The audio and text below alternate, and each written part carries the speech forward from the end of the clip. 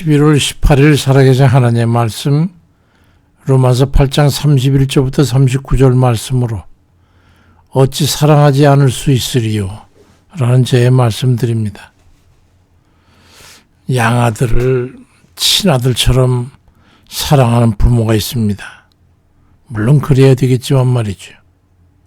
아니, 친아들보다 더 사랑하는 아버지가 있어요. 어느 집에 누군가가 집 앞에 갓난아이를 포대기에 싸서 놓아두고 가버려서 그래서 그 집에 아버지 되는 분이 친자식처럼 사랑하면서 키웠습니다. 근데 어느 정도 컸을 때에 이제 자기 소생에 자기 처에게서 친아들을 낳게 됐어요. 그런데 양아들이 커가면서 불량배들과 어울리면서 온갖 범죄를 저지르는 바람에 소년을 지집 드나들듯 들락날락하게 됐어요. 한 번은 집단 패싸움에 휘말려가지고 동네 싸우다 그만 그 아들이 간에 크게 손상을 입어가지고 사경을 해박하게 된 거예요. 병원에서 응급처치를 하긴 했지만 이 시기에는 생명을 구할 수가 없다는 겁니다. 그래서 그 아버지는 자기 간을 이식해 주려고 했지만 조직검사 결과 거부 반응이 심해서 이식 수술을 할 수가 없어. 그래서 자기 친자식을 조직검사를 했더니 다행히 일치하게 돼가지고 동의서에 서명해서 이식을 하게 됐는데 그만 수술 결과가 좋지 않아가지고 친아들이 결국 목숨을 잃게 됐습니다. 그 사실을 알게 된 양아들은 크게 회개하고 그 후부터는 바른 삶을 살게 되었다고 합니다. 우리 하나님의 사랑이 그와 같습니다. 로마서 8장 31절 이하에 만일 하나님이 우리를 위하시면 누가 우리를 대적하리요. 자기 아들 아끼지 아니하시고 모든 우리 사람을 위해서 내주시니까 어떻게 그 아들과 함께 모든 걸 우리에게 주시지 아니하겠냐라고 우리에게 반문해서 말씀합니다. 아버지 하나님께서 그렇게 우리를 사랑하셨기 때문에 로마서 8장 15절에 너희는 다시 무수하는 종의 영을 받지 아니하고 양자의 영을 받았기 때문에 우리가 아버지라고 부르짖느니라 증언하고 있습니다. 죄인된 우리를 살리시기 위해서 친아들의 목숨을 대신 내어주신 그 하나님의 사랑 때문에 우리가 영생을 얻게 된 거예요. 우리의 죄를 그러니 누가 정죄할 수 있겠습니까? 우리가 죄로 인해서 비록 멸망의 자식들이었지만은 하나님께서 그 누구도 우리를 정죄할 수 없게 하셨어요.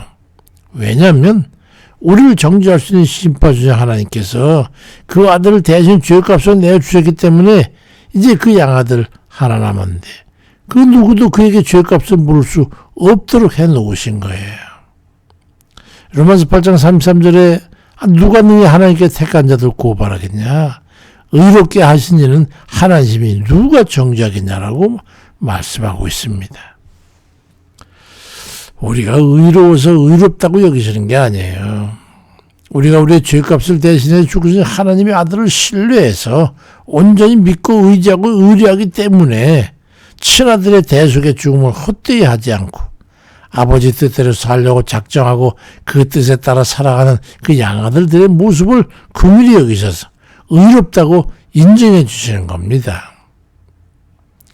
그런데 이 세상 그 누가 감히 우리의 죄에 대해서 정죄할 수가 있겠냔 말입니다. 악한 마귀 사탄이 아무리 삼수한다 해도 우리를 믿음으로 의롭다고 여겨주시는 하나님이 계시는데 감히 그 앞에서 누가 그럴 수 없다고 아니라고 할 수가 없다는 거죠.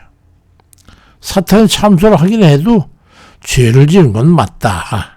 그렇지만 죄가 없는 유일한 하나님의 아들을 죄인을 대신해서 죽음으로 죄값을 치르게 했으니까 이제 죄값은 상쇄된 거야. 그러니 죄인이 믿음으로 죄를 고백하고 죄에서 회개하고 돌이키게 되면 죄가 없다. 그렇게 심판주 되신 하나님께서 선언하시는 겁니다.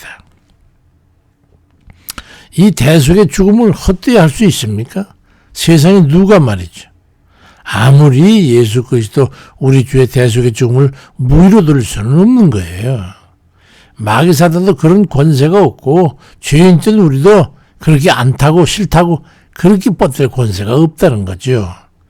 마귀 사단은 모든 죄인들의 지은 죄에 대해서 정죄하고 참수할 수는 있겠지만 그렇다 해서 하나님의 의의 심판 자체를 무위로 들을 수는 없다는 거예요. 하나님의 아들의 죽음이 얼마나 위중한 죽음인데 그렇게 함부로 할 수 있는 게 되겠습니까? 그렇다고 해서 죄인 때는 우리가 나는 죄를 짓고 사니 내 죄에 대해서는 예수 그리스도의 십자가 죽음도 아무 대수의 능력이 없다고 그렇게 정의하고 뻗댈 수 그런 없다는 거예요. 그럴 수는 없다. 로마서 8장 3, 4절 이하에 죽으실 뿐 아니라 다시 살아나시는 이는 그리스도 예수시니 그는 하나님 우편에 계신 자요 우리를 위하여 간구하시는 자신이라. 누가 우리를 그리스도의 사랑에서 끊으리요. 환난이나 곤고나 박해나 기근이나 적신이나 위험이나 칼이랴 그 어떤 것으로도 그럴 수 없다는 거지. 우리 모두가 죄인이었음에도 불구하고 마귀 사단의 권세 아래서 당당할 수 있는 것은 그런 예수 그리스도 하나님의 아들의 대속의 죽음과 부활하신 그 권세 때문입니다. 로마서 8장 30절 이하에 그러나 이 모든 일에 우리를 사랑하신 줄로 말미암아 우리가 넉넉히 이기느니라. 내가 확신하노니 사망이나 생명이나 천사들이나 권세자들이나 현재일이나 장래일이나 능력이나 높음이나 깊음이나 다른 어떤 피조물도 우리를 우리 주 그리스도 예수 안에 있는 하나님의 사랑에서 끊을 수 없으리라 말씀합니다. 할렐루야죠. 그렇다고 이제는 죄책이 없으니까 마음 놓고 죄를 저지르면서 살아도 되겠다고 하는 그런 방종한 그런 삶을 행할 수 있겠습니까? 로마서 6장 15절에 그런즉 어찌하리요? 우리가 법 아래 있지 아니하고 은혜 아래 있으니 죄를 지으리요? 그럴 수 없느니라. 그럼 어찌해야 되는 것입니까? 어떻게 살아야 되겠느냐 하는 이 명제를 걸고 우리는 깊이 생각하고 살아가야 하는 거예요. 모진 고통과 핍박과 우겨쌈을 당한다 할지라도 대속의 은혜를 받은 자로서의 구원의 은혜를 걸고 우리는 맞서 죄와 악에 대해서 싸워 이겨야 되는 겁니다. 고린도후서 4장 8절 이하에 우리가 사방으로 우겨쌈을 당해도 쌓이지 아니하고 답답한 일을 당해도 낙심하지 아니하며 박해를 받아도 버림받지 아니하며 거꾸로 뜨림을 당해도 망하지 아니하고 우리가 항상 예수의 죽음을 몸에 짊어지면 예수의 생명이 우리 몸에 나타나게 하려 함이라고 말씀합니다. 아무리 세속의 그 어떠한 경우를 통해 우겨쌈을 당한다 할지라도 그래서 우겨쌈 때문에 구겨진다 할지라도 우리는 예수 그리스도를 믿어 의롭게 되었으니 의에 합당한 삶을 살아드리겠다고 하는 그 각오를 가지고 목숨을 걸고 우리가 그렇게 살아가려는 우리의 의지를 꺾을 수는 없다는 거예요. 그 세상 어떤 것도 말이죠. 우리의 삶에는 그리스도인이라고 하는 이름이 걸려있기 때문입니다. 그리스도의 영광을 위해서 우리는 목숨도 버릴 수 있어야 되는 거예요.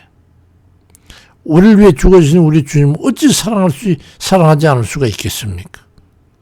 믿음을 가지고 마음껏 전심으로 사랑하면서 주님께서 기뻐하실 만한 삶을 살아드리는 그런 우리 모두 되시기를 주의 이름으로 축원드립니다.